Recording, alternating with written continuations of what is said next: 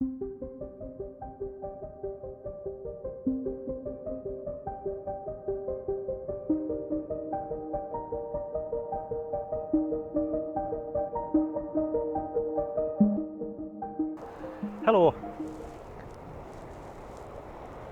let me show you where we are today. We are back at Howick, where I made an earlier video photographing seabirds. So I'll put a link in the description below if you haven't seen that one. It's a beautiful area on the Northumberland coast, and it's not the best of days, but we're doing landscape today, landscape photography, and let me show you where we are and what I'm using, because it's not your usual landscape photography lens. There we go. Now bear with me while I just turn this around so I can see where my video is. Got that all set up. The camera I'm filming on is my EOS R. It's my full frame camera, and that's what I'm using for the landscape photography as well, hence why there's no camera on that lens at the moment. But we are here at the bathing house at Howick, or also known as the Doctor's House. And in the distance we've got Dunstable Castle, and it's the reason I'm using this particular lens today is because of the compression. I can actually bring the castle closer to the house, and that's one of the benefits of using a telephoto lens. Now what I will do is just take you down, show you, because the tide's out, it's on its way in, and I'm actually up a height at the moment on top of a rock scar, and then we've got the coast going all the way along, and this particular area is known as Rumbling Cairn, and lovely area, quite popular with walkers, photographers, fishermen. See a couple of fishermen down there on the rocks, and bird watchers, wildlife watchers. The Northumberland coastal path passes this way, and if I swing you around you'll be able to see just how close, when you can see the people there. Okay, there's my first shot of the day, and I've got quite a bit of zoom on actually. It's not quite full 400mm, but it's not that far off. I'll put it up for you, see how far we are. I'm just going to put graduated grey filter on, just to even that sky out a bit. I've been waiting a little while for the light to come on the point. Colour nose point it's called. That's where all the white marks are below the castle. White marks of course are made by seabirds, kittiwakes when they nest. All gone now though. This slid in, so that's probably bouncing about. But let's have a look. Slide that in. Hasn't made a lot of difference actually. Now then, you can see a few people walking around on that point, and ideally I'd have preferred a shot with no people in, but what we're going to do, we're going to take both. There we go, 1/30th of a second, f11 at ISO 100. I've got the 0.9 soft grad on, just to try and even out in those clouds a bit. Could probably do with bringing that down in the filter holder a bit. Going to try that in a moment. Also I've got the polarizer on, the rocks in the foreground, polarizers there just to take that reflection off those rocks in the bottom left hand corner. Let's just try bringing that graduated filter down a bit. It's a bit better. Although the light's gone from the point now. So I'm just going to wait and see if it comes back out a bit. In fact, while I do that, I'm just going to show you the wider view.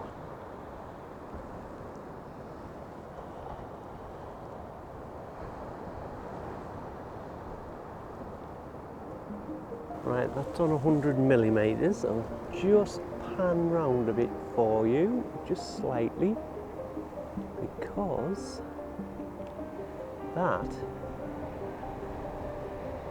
are not quite that composition, but that is going to be one of my next shots. I'm just waiting for that little bit of light, just to light up the point or the castle, just so we've got a bit of contrast, because everything's looking the same at the moment. Right, so there's my next composition. It's not ideal. It's not ideal. I haven't got a lot to play with though in terms of where I am, because I'm perched up a height. I'll show you that in a moment. But I am actually going to move the camera about 10 foot to my right and see if I can get that composition a bit better. Now it's tricky because I want the house in on the left hand side, but on the right hand side, in the right hand corner, the little offshore island, I don't want to cut that out. So I'm just going to move the camera. Yeah, I've moved it slightly. I can't say I like that any better because of the light cliff face on the left hand side of the house. What I'll do, I will take it just out a shot to the left and see some blue sky, and that might improve things.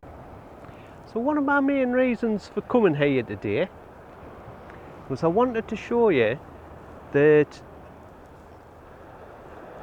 although there are those spectacular times for landscape photography, you know the ones I mean, sunrise, sunset, really moody atmospheric weather, the golden hour of course, the blue hour, etc, etc. But you can fall into the trap of waiting for those times, and you can overplan things. You can look at all the different methods you have of planning where you're going to go, what you're going to photograph, and sometimes you just sit in the house days on end planning and waiting for the right conditions that are never going to be right. Sometimes you just got to get out there.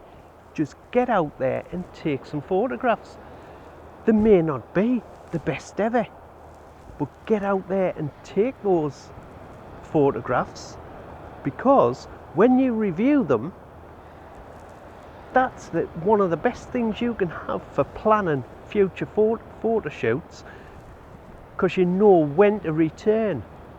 It's like this place here I've been to quite a few times now in a variety of conditions, and I've never got it quite right. But if you don't come and photograph these things, you'll never know, and your chances of getting it quite right are much diminished. By coming here or anywhere, just going to a location and taking those shots, getting out there, you find your better angles, you know where to go for next time. So when conditions are right, you can just go straight to the spot. You've got your eye on your composition already because you've scouted them out on previous visits, and you can just get straight on with taking photographs. Right, I'm just going to move down a bit because I want to see if I can get a better angle on the castle with the island I've been photographing, and just want to see how those lines work, those diagonal lines. But I'm laughing because on the other side, and I'll just swing you round, hang on, I'll put my tripod down. I don't know if you'll know, I don't want me tripod going anywhere, sorry about that. Right, those anglers have just left the rocks, and that was going to make a nice little photograph along that shoreline, which I'm still going to do, but I think having the people in the shot would have made the difference. But once I've taken the shot, you can let me know what you think.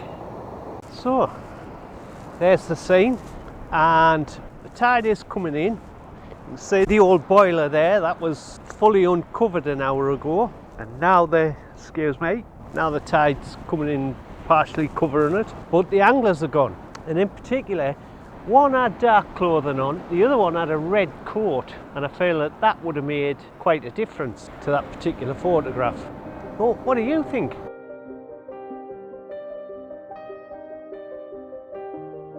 So for this scene, well, it's getting a bit overcast, a bit more moody, which isn't a bad thing. For that first photograph from this angle, I particularly wanted to get the boat in, and I like the lines, the diagonal lines that are taking your eye into the castle in the background, and the mirrored diagonal line of the foreground rocks. I will probably crop this one a bit, but let's see. I'm actually going to see what it looks like as a portrait.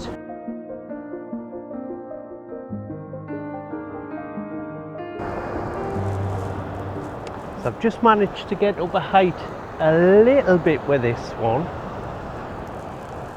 I'll raise the centre column so you can see.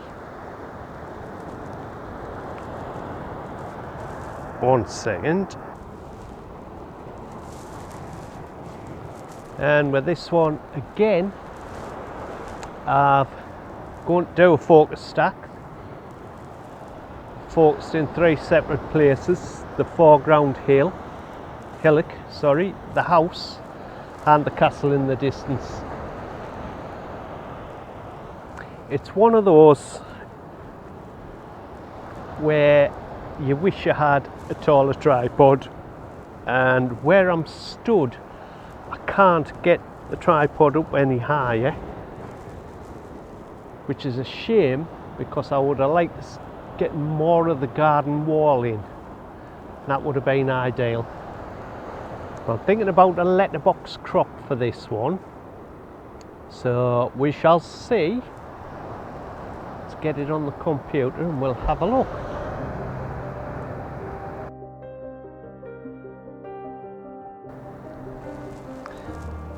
So this little hillock is where I've been stood all day, or all morning, sorry, working on that composition, and I still don't feel I've got the best out of it even for today.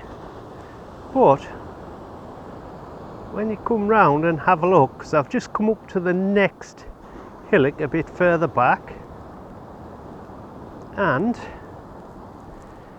now what we have is I've got that house and the castle much closer together. So I'm going to work on that particular composition. I'm going to look about a bit, move about as much as I can. I'm on yet another hillock that has a bit of room to manoeuvre, but not too much. But I'm just going to move around and see what I can see if I can find a better composition, and if not, I'll be shooting it from there.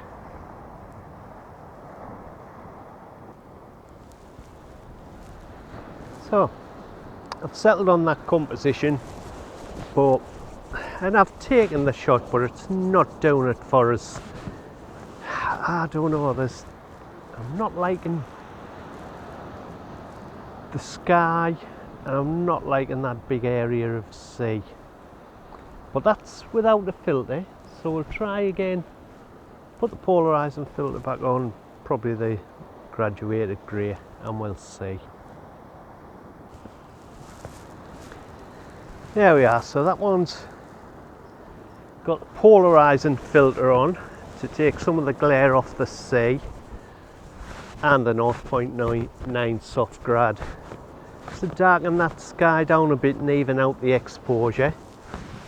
Probably still have to darken it down even further in post-processing, but we'll see. You just never know, do you, till you get them up on the computer.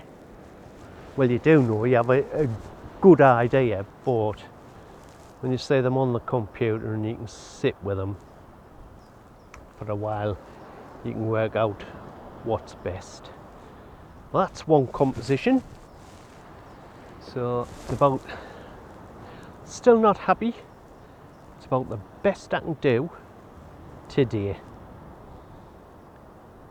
But it's one for another time. That would be lovely with some colour in the sky. Well, now I'm going to move 15 feet to my right for the next one. So that's my next composition, and I had to act quickly with this one because those people were down on the edge of the beach there, and they were stood together, as you'll see in this photograph, and I think they're going to add to this one. I'm going to take this again when they leave and then compare the two and see which one looks best, with or without the people. Oh, the light's gone quite flat though.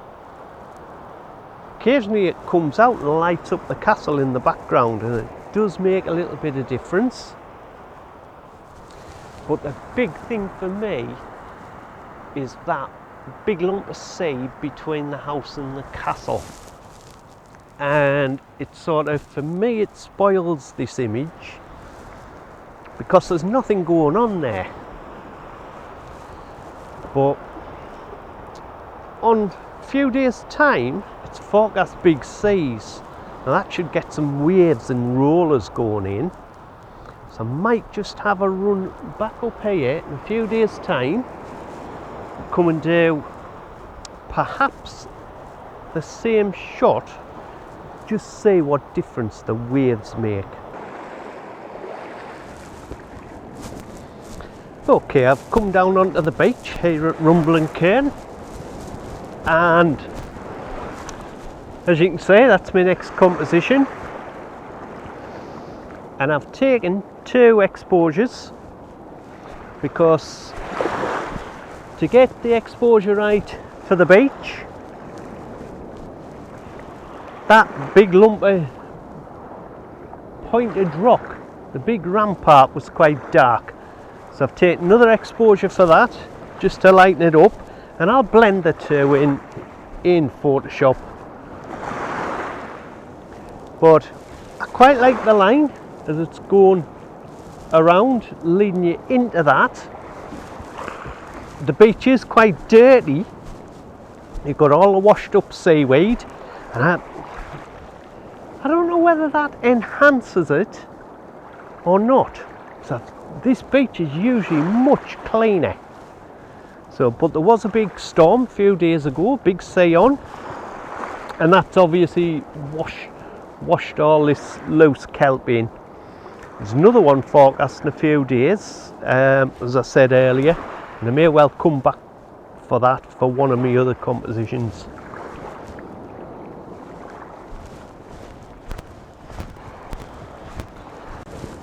So this is my next shot.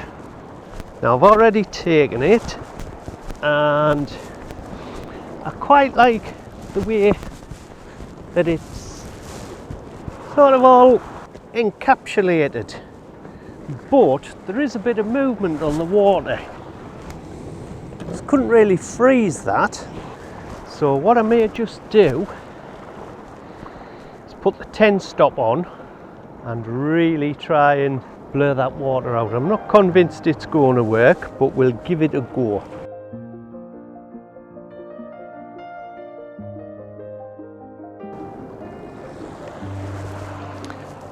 So as I've come along the beach there, and I was thinking, oh, this beach is quite dirty today with all of this kelp and seaweed, and I'm thinking, oh, it's not going to make for a nice clean image. But then I've spotted this composition with the line of the beach leading to the house, the rocks, the diagonals. Quite like that. What do you think? I have also taken this image in portrait, and I put that up for you now, and let me know what you think of that one. Well, I hope you've enjoyed that today.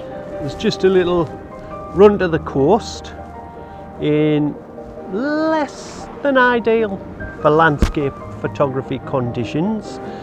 But I hope the images that I've got have shown that sometimes it's best just to get out there, just to come to a beautiful spot. There are images still to be had.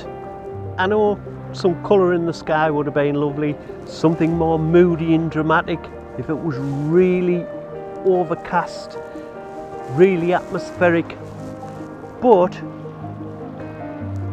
I've still enjoyed it here, and there are still images to be had, as I say. Worth going out every time. I've fallen into that trap, sitting at home planning, looking on the computer. Another trap you can fall into sometimes actually is if you watch too much on YouTube or anywhere else. Everybody's out in perfect conditions, taking perfect photographs, if there's any such thing, and you can get a bit disheartened.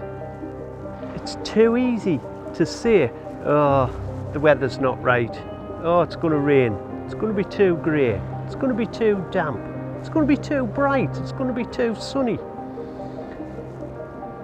You're your own worst enemy at times. Just get out there and do it. Alright, see you next time.